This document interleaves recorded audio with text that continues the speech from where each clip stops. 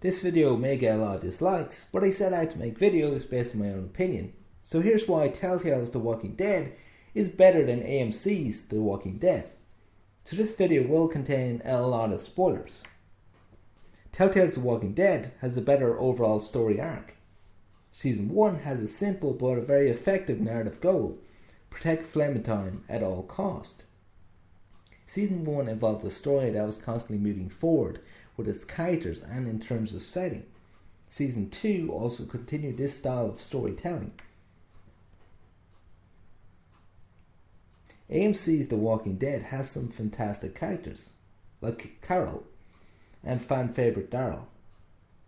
But the cast of characters often feels a little bloated, and some of the characters feel a little underdeveloped and underused. Telltale's The Walking Dead focuses on a smaller set of characters, giving them more time to shine and giving them all individual moments. Characters like Kenny and Luke play a big part in the overall narrative.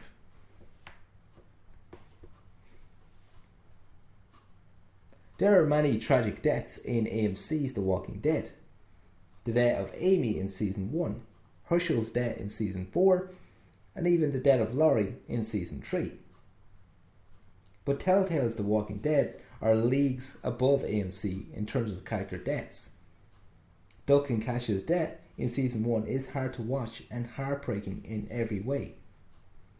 The idea of Kasha taking her own life rather than her son's life is tragic. Kenny or Lee given the responsibility of killing Duck before he turns adds to an already emotional scene.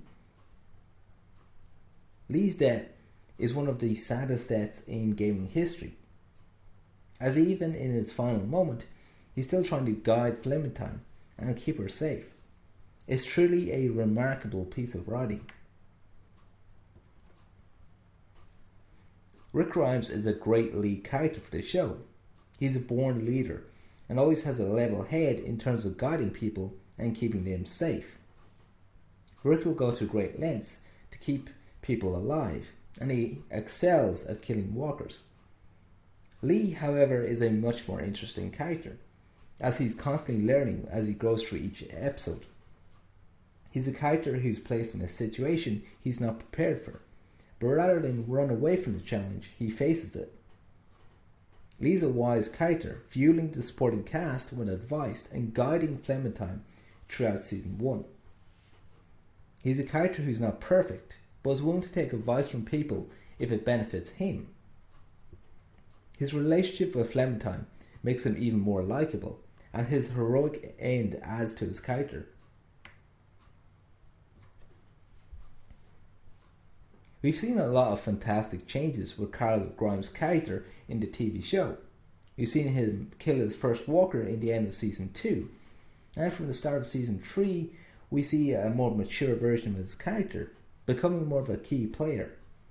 He grows to become a much more colder character, even managing to kill his mother before she turned. Clementine, however, is on a whole different level to Carl. Is in Season 1 we see that she's a bright little girl who always wants to voice her opinion on serious matters. We see her always trying to be helpful. In Season 2 we were introduced to a much colder Clementine, who steps up as the lead in Season 2.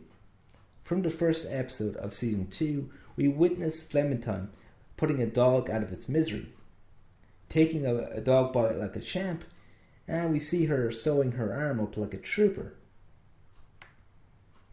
In Episode 2, she finds herself being confronted by Carver, the main antagonist of Season 2.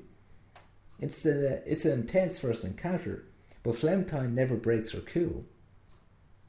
Clementine is always given a great amount of responsibility for a child and takes it with ease. She's a character who's extremely clever for her age.